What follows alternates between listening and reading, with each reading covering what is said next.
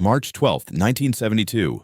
At precisely 7:06 a.m., a Peruvian Air Force pilot named Captain Arturo Menendez was conducting a low reconnaissance flight over the arid plateau west of Nazca, a region many considered little more than barren wilderness. As the early sun pushed across the desert, something on the pale red earth caught his eye. Enormous, sharp lines, perfectly geometric, cutting across miles of cracked soil. He circled once, then twice. What he saw next made him go silent on the radio. It wasn't just lines. It was shapes. A hummingbird, a spider, a series of long, intersecting triangles, all only visible from the sky, all etched with a precision that couldn't be dismissed as random erosion. These shapes would soon become known around the world as the Nazca lines. But what most people don't know is how many disappeared or went mad trying to understand them, and how a string of hushed-up incidents beginning as far back as 1927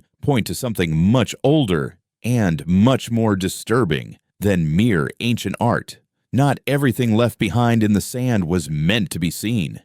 The Nazca Desert, located about 250 miles south of Lima, Peru, is a windless, rainless wasteland, flat, unbroken, and dry enough to preserve footprints for centuries. In 1927, Peruvian archaeologist Toribio Mejia Chespe first reported mysterious ancient pathways cutting through the desert crust. He assumed they were Inca roads or agricultural markings, but even then, locals told him of a curse. Elders whispered of entire villages that had once stood out on that plain, now gone, reduced to skeletal ruins and red silt. They warned him not to walk the desert alone. He didn't believe them. But his assistant, a young man named Luis Cardenas, vanished without a trace during a routine mapping survey in June of that year. Luis was never found, not his body, not his gear, only a single boot, discovered 6 months later, sitting in the center of what appeared to be a perfectly drawn triangle, 100 meters wide.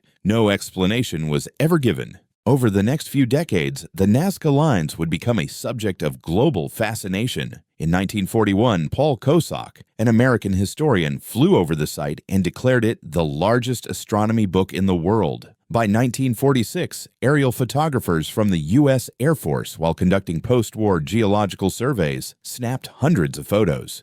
But a full roll of film from one flight went mysteriously missing. According to a declassified but redacted internal memo later leaked to El Comercio, the plane's co-pilot reported seeing something moving along the spider-shaped geoglyph. He swore it looked like a figure crawling. Authorities dismissed it as desert hallucination, but 2 weeks later, both the pilot and co-pilot were found dead in their hotel room in Ica, their throats slit. The room sealed from the inside. Official cause of death? Suicide pact. Unofficially, there were drag marks on the floor, and etched onto the ceiling above their bed, drawn in blood, was an almost perfect spiral. In the summer of 1962, the Peruvian government authorized the first large-scale archaeological study of the Nazca region, led by Dr. Elena Velarde, an anthropologist known for her work documenting pre-Columbian burial practices. She and her team of 11 researchers set up base just east of the Monkey Geoglyph, an area considered sacred by the Quechua-speaking descendants in the nearby village of Chochilla. Dr. Velarde kept meticulous field journals.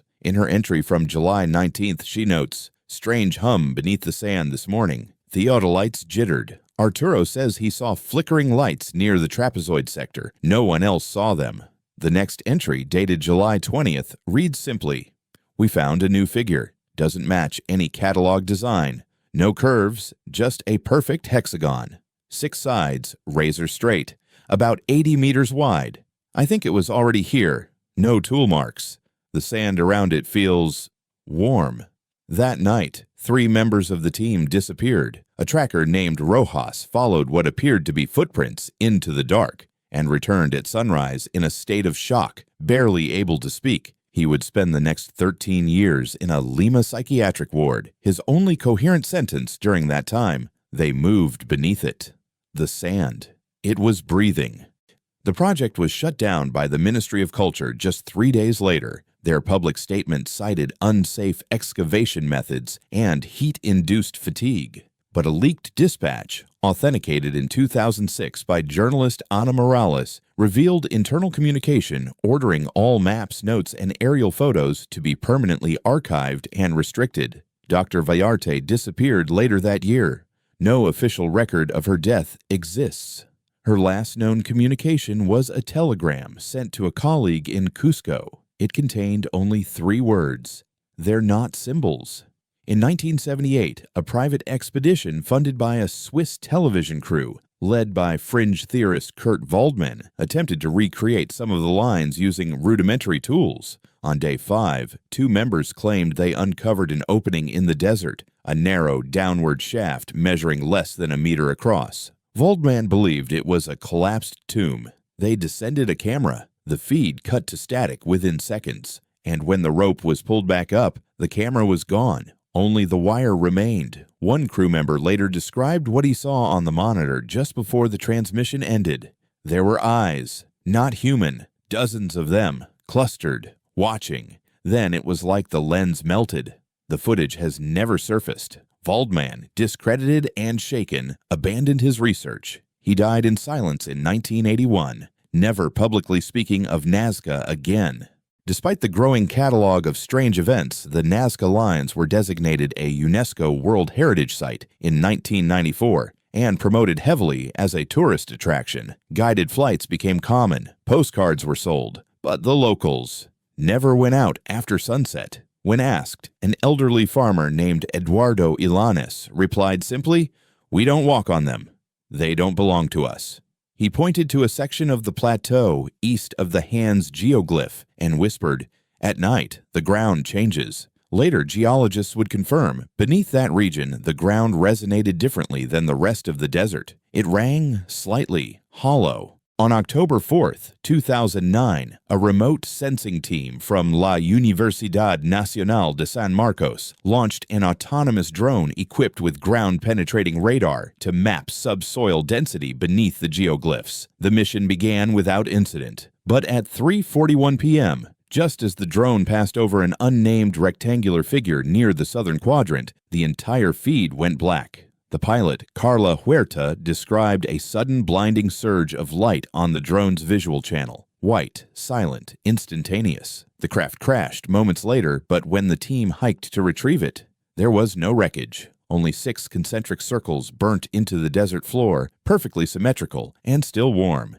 They hadn't seen those circles from the air. They hadn't existed before. The incident triggered a flurry of attention from international agencies. Satellite photos of the region taken 3 days prior showed no such markings, but an infrared scan from the European Space Agency showed something else. Buried structures, shallow chambers, geometric and aligned, sitting directly beneath several of the most famous glyphs. Authorities dismissed it as ancient storage pits, but then came the recordings. A technician monitoring acoustic vibrations at a nearby station captured odd seismic fluctuations over a 12-hour period following the drone loss. The file begins as faint rhythmic pulses, but by 2:17 a.m., it builds into a layered hum, then a full harmonic swell. Within that hum, researchers identified patterns, subaudible frequencies forming intervals resembling language. The final 30 seconds were described by one analyst as an organic, low-pitched weeping, mechanical, but alive. The technician who first heard the file, Luis Portales, resigned the next day and hasn't spoken to the press since. 6 months later, in April 2010, a tourist group visiting the Tree and Hands glyphs reported something impossible. A woman named Felicity Ng, visiting from Singapore, wandered off to photograph the nearby plane. She was gone only 4 minutes. When she returned, she was disoriented, eyes bloodshot, clothes covered in fine red dust. She claimed the sun blinked out, the sky folded, and she stood at the edge of what she described as a black well stretching downward, pulsing like a heart. Back at the hotel that evening, Felicity suffered a massive seizure. Her husband said her final words, spoken in a voice that wasn't hers, were, "They are beneath the mirror. We drew them out." She died within hours. No known medical cause. In response, Peruvian officials quietly cordoned off 3 sectors of the Nazca Plain. They claimed it was to prevent erosion, But travelers passing through the area in 2011 described military trucks, deep excavation equipment, and a temporary satellite relay station broadcasting on secured frequencies. One local herder who asked not to be named claimed he saw a white sphere hovering silently over the spider glyph, as if watching. And then came the final event. August 13, 2013, just after midnight. An 8.2 magnitude earthquake struck the Nazca region, its epicenter directly beneath the hummingbird. The tremor lasted only 18 seconds, but witnesses from miles away described a blinding green light rising into the sky. A Chilean seismology station recorded a brief loss of magnetometer calibration during the quake. Only once in their entire history has that occurred. The lines themselves were untouched, but in the following days, 4 new figures appeared. They weren't scratched in with ancient tools. They were burnt into the crust. Not animals, not geometric shapes, but eyes. 4 of them, perfect ovals, each the size of a football field. 2 open, 2 closed.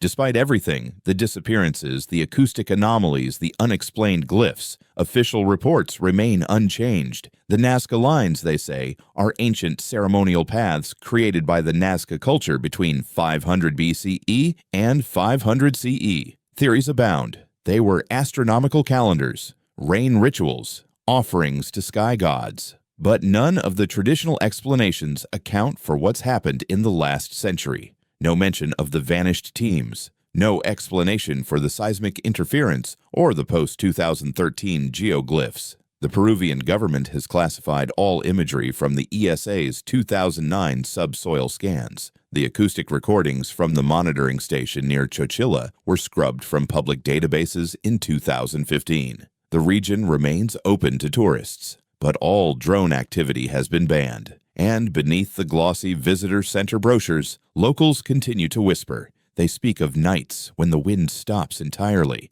of low murmurs beneath the sand, of travelers seen walking into the open plain, never to return. And always, always, the story ends the same. They see us. They're waiting beneath the lines. Attempts to verify many of these incidents often lead nowhere. Names disappear from official records. Research logs are missing. The people who knew too much seem to forget. Critics argue the story of the Nazca lines has become a modern myth, warped by conspiracy forums, creepypasta sites, and ancient alien television. Indeed, when you trace most of the anomalous stories, the vanished drone footage, the burnt symbols, even Felicity Ng's alleged last words, they almost always lead back to single-user uploads, obscure message boards, or unverifiable witness statements. Even the 2013 earthquake was real, but the U.S. Geological Survey placed its epicenter 40 kilometers south of the lines, not directly beneath them. So what's the truth?